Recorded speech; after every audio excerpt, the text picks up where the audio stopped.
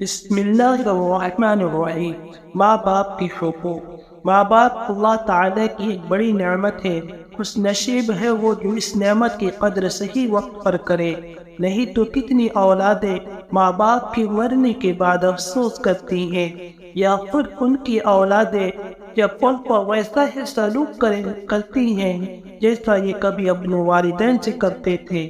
حضرت ابو ہریرہ رضی اللہ تعالیٰ عنہ سے روایت ہے کہ ایک شخص نے حضور صلی اللہ علیہ وسلم سے پوچھا، یا رسول اللہ صلی اللہ علیہ وسلم، مجھ پر خدمت اور حسن سلوک کا حق سب سے زیادہ کس کا ہے؟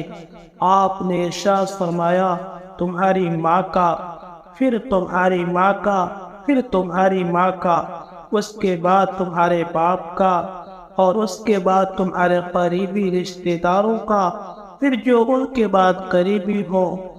آپ صلی اللہ علیہ وسلم نے فرمایا، اپنے ماں باپ کے ساتھ نیکی کرو تاکہ تمہاری اولاد بھی تمہارے ساتھ نیکی سے پیش آئے۔ والدین کے ساتھ حسن سلوک کرنا۔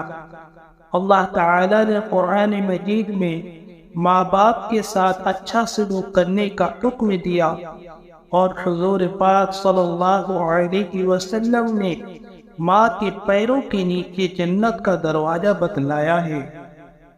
اپنے ماں باپ کو اف یا یوں بھی نہ کہا کرو، اور ہمیشہ نرم اور نیچی آواز سے بات کرو۔ ایک حدیث سے معلوم ہوتا ہے کہ اگر باپ ناراض ہو جائے تو گویا اللہ بھی ناراض ہو جاتے ہیں، اور اگر باپ راضی ہے تو اللہ تعالیٰ بھی راضی ہوتے ہیں۔ ماں باپ کی زیارت کرنا اور ماں باپ کو دیکھ کر مسکرانا، اس عمل سے اللہ رب العزت بندے کے گناہوں کو معاف کر دیتے ہیں۔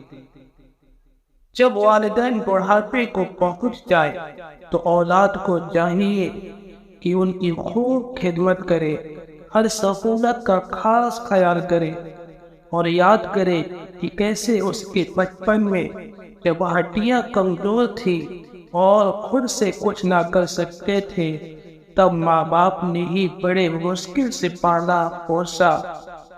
اگر والدین میں سے کوئی کافر ہے تو اس کی بھی خدمت اور فرما برداری کرنا ضروری ہے۔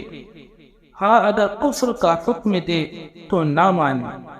حدیث سے یہ بات بھی معلوم ہوتی ہے، اگر والدین کو چھوڑنے کا حکم دے، اگر والدین بیوی کو چھوڑنے کا حکم دے تو چھوڑ دینا چاہیے۔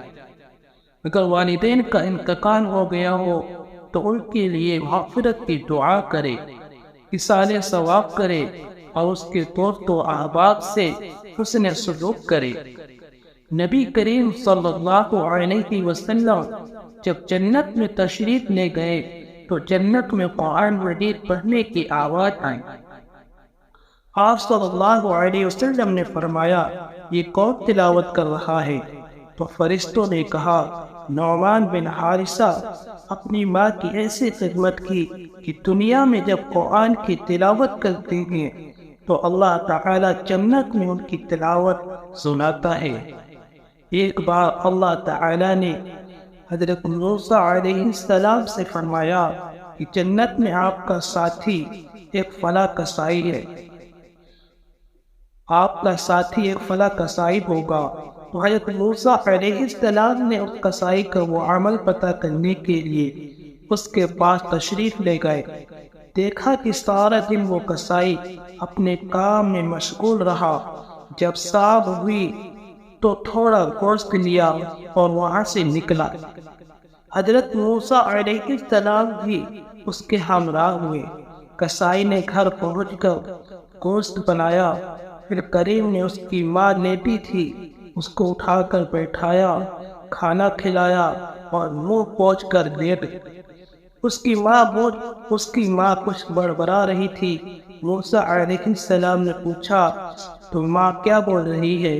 اس کسائی نے کہا، ناسمجھ ماں ہے، بول رہی ہے کہ یا اللہ، جنت میں میرے بیٹے کا ساتھی موسیٰ کا بنانا۔ اللہ اکبر۔